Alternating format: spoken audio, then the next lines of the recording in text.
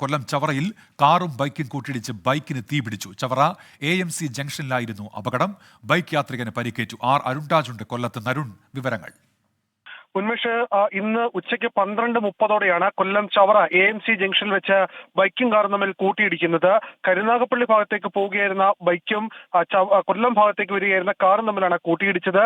ഈ കൂട്ടിയിടിയിൽ ആ ബൈക്കാണ് ദൂരേക്ക് തെറിച്ചു വീണ ശേഷം തീ കത്തിയത്.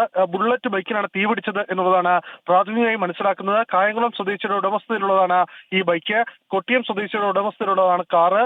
അഗ്നിരക്ഷാസേന ഉദ്യോഗസ്ഥരെത്തിയാണ് ഈ തീ ഇപ്പോൾ അണച്ചിരിക്കുന്നത്. പരിക്കേറ്റ ബൈക്ക് യാത്രികനെ ആശുപത്രിയിൽ പ്രവേശിപ്പിച്ചു. ശരി അരുൺ. അരുൺരാജാണ് കൊല്ലത്ത് നിന്ന് വിശദാംശങ്ങൾ നൽകിയത്.